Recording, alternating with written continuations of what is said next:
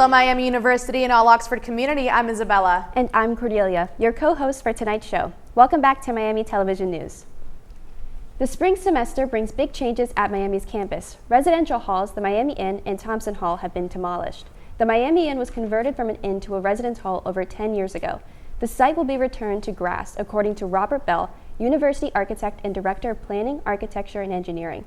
The location previously occupied by Thompson Hall is preparing for a ground-mount solar installation, one of the 2 solar arrays to be installed early this summer as part of the Sharon and Graham Mitchell Sustainability Park. The Thompson site will be named South Solar Field. This field and the North Solar Field are expected to produce 2,260 megawatt hours of electricity annually. Back in August of 2023, Miami University announced it would be demolishing Thompson Hall, located on Western Campus, for a new project that was yet undetermined. It was then revealed, back in September of 2024, Miami had plans for the new Sharon and Graham Mitchell Sustainability Park, which consists of 2 geothermal solar fields. The first will run across the back of Hillcrest Hall, titled the Geothermal Solar Field, and the other on the site of Thompson Hall, titled the Thompson Field. Over winter break, the university demolished the now defunct Thompson Hall. Thompson was built back in 1963 and was dedicated to Mary Moore Dabney Thompson, the president of Western College from 1941 to 1945, and served as a residence hall all the way up till its demolition. Whilst the demolition of the beloved residence hall is saddening for many alumni and students, Thompson's name still lives on in the new solar fields as Miami University pushes on for a more sustainable future. Last Saturday, Miami students enjoyed a night of crafts, live acoustic music, and snacks at Art After Dark. This event is run through Miami Activities and Programming, also known as MAP, and happens once a semester in Armstrong from 9 p.m. to midnight. Here, students can participate in a variety of activities like blackout poetry, collage making, origami, beading, sculpture making, and more. Students who aren't as interested in the arts and crafts can sign up to be a musical performer at the event. Next time you're bored on a Saturday night, consider checking out Art After Dark. February marks Black History Month, which celebrates the history and greatness of Black Americans and Black culture across the country. Here at Miami University and the city of Oxford, students and organizations have begun to celebrate. On January 31st, Miami Center for Diversity and Inclusion held a silent walk through Uptown Oxford in memory of Dr. Martin Luther King. The center has continued to hold several other events throughout the month, including the 9th annual Black History Month banquet to celebrate the Black students on campus. If you are interested in finding out more about upcoming events, visit Miami Center for Diversity and Inclusion homepage. The university has proposed 2 possible locations for a new multi-use arena. In a January press release, the university identified 2 potential sites, one at Cook Field, a space students currently use for intramural sports, and another which would take place of Williams Hall, Wells Hall, Joyner Hall, and Bonham House. Today, in an email university communication sent to students and faculty, it was announced that President Crawford is planning on taking a recommendation of using the Cook Field location to the Board of Trustees. This decision was made due to the numerous advantages that the Cook Field site has for the arena, such as the larger, clear footprint. We reached out to the university for an interview, but our request was denied. At this time, the university is not participating in interviews about the arena exploration project. Now let's turn it over to you, Andrew, for your Miami Sports Update. Thanks, Isabella. Hello and welcome to the Miami Sports Update. My name is Andrew Relvas. We appreciate you for tuning in. It's been busy over the past couple of weeks for both Miami men's and women's basketball teams. First, let's take a look at the women's team.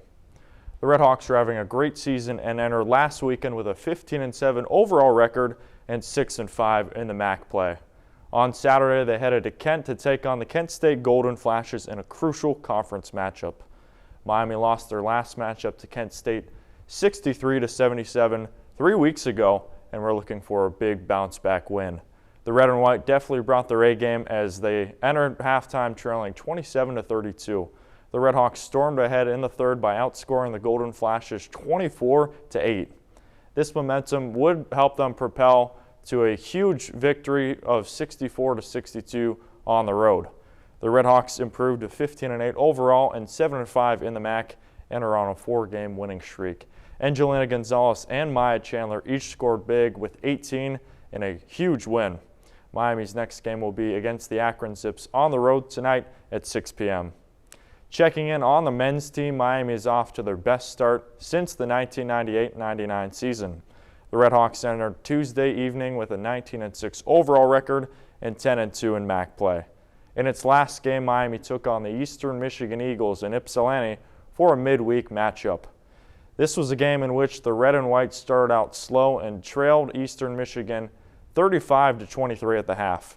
Miami shot 27% from the floor and 2 of 15 from 3 after the first 20, but looked to dig themselves out of a deficit. This, unfortunately, wouldn't be the case as the Redhawks trailed by double digits for the majority of the second half. They did make it closer at the end, but Eastern Michigan would wound up winning 66-76. With that, Miami drops their second game in a row and falls to 19-7 and 10-3 in the MAC. The Redhawks shot 23% from deep. Ian Elmer led the charge with 19 points and 3 rebounds.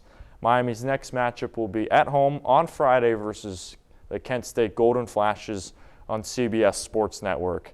The game starts at 8, but make sure you show up early for Love, Honor, Care themed giveaways. With this huge game coming up on Friday, let's take a look inside Miami basketball, where Stephen and I interviewed Peter Suter and Antoine Woolfolk. Hello and welcome inside Williams Hall. We appreciate you for tuning in a very special MTN interview with two impressive basketball players here for Miami. I'm here with Pete Suter and Antoine Woolfolk. My name is Andrew Relvas, joined alongside Stephen Pepper. Thanks for spending your time with us, guys. Yeah, no problem. I'll start out with you first, Peter. Transfer from Bellarmine, you spent a couple of years there. Why'd you pick Miami out of all the schools? Well, actually, when I entered the portal, I had no clue where I was going to go. And then when I came on my visit here for half a day or a day or whatever, met some of my teammates, the coaching staff, and I kind of just fell in love with the place. I mean, the campus is beautiful. It's all just great here. And then in terms of MAC play, could you compare it a lot to the A-Sun when you play there? Yeah, I would definitely say it's comparable in some ways, but there's also a lot of differences. I think some players in the MAC more athletic. I think the teams are it's more competition. So I would say those are the similarities and differences. Yeah. And Antoine, I want to ask you a similar question. From playing 2 seasons in Division I basketball at Rutgers, when you transferred, what about the Miami program made you say, you know what, this is where I want to play my 3rd season? Once I hit the portal, I knew I wanted to get closer to home. Once I met the coaches and stuff like that, the coaching staff, it just felt like a great atmosphere. Met some of the teammates or some of the players on the team at the time. It just felt like home, a place I wanted to call home for the next few years. And since you played at Rutgers 2 seasons, and now you're in the MAC from the Big Ten, do you have any advantage over your current competition from having 2 seasons in Big Ten experience?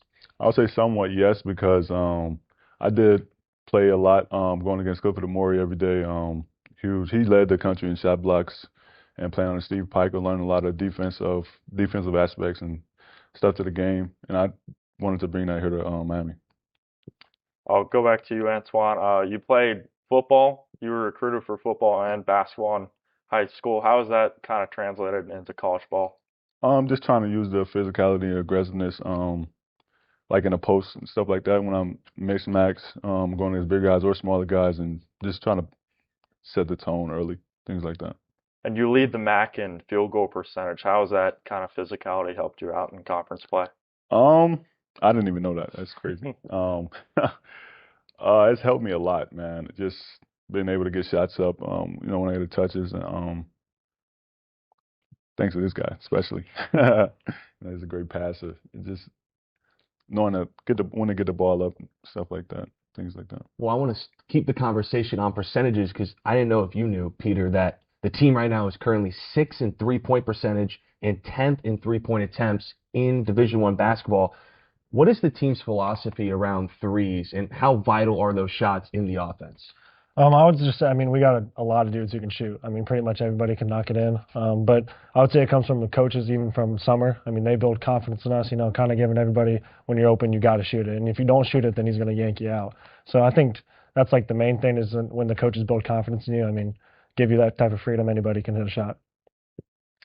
Then I'll keep it here with you guys. You guys played in 13 conference games, went 9-4. You played at Michigan, you played at Indiana, you played at Vermont. Those are some tough places to play. How have you seen this team grow from start to where we are now?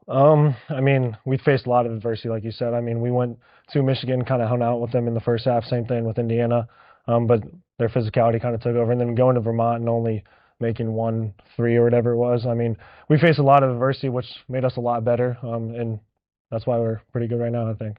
Yeah, I don't want to get too ahead of ourselves, but for the students watching, is March on our minds? Yeah, I mean, Locker room? that's the goal from June 1st. I mean, or June when we came here, I guess. But you never really know how good you're going to be until you really get in the season, see like injuries happen. You never know. So we're happy to be here, obviously, and we definitely think March should be in our contender. Thanks, guys, for your time. Really appreciate it. The Redhawks are on the road this weekend at Western Michigan. 2:30 start on Saturday, but they're back home next Friday for Kent State. It will be a nationally televised game. Make sure you show up for that. Thanks so much, and have a great rest of your day. Miami University is pioneering the field of engineering and computing with its recently announced new degree program, Quantum Computing. Miami's Board of Trustees approved this major in December 2024. The program is the first of its kind nationwide, providing graduates advanced interdisciplinary knowledge into software systems designed to solve complex problems. Research experience uniquely provided at Miami will be used to advance business that leverage quantum computing. With quantum technology rapidly developing around the world, this major puts Ohio at the forefront of quantum computing research. This major will be an option for students starting August 2025. Miami University's distinguished scholar-in-residence Will Haygood returns to campus this week to host a journalism film festival. The festival features a powerful lineup of films, including The Post, All the President's Men, Absence of Malice, and several others. This Miami alum and award-winning author is known for his feature article on Eugene Allen, which inspired the 2013 film The Butler. He is currently working on a new book about the African-American experience in the Vietnam War. The last two film screenings will take place tonight and Thursday night at 7 p.m. in room 100 in the Art Building. Don't miss this unique opportunity to engage with impactful journalism and film and a chance to meet this distinguished alum. Thank you for tuning in to Miami Television News. I'm Cordelia. And I'm Isabella. Don't forget to follow us on Instagram and TikTok at Miami MTN.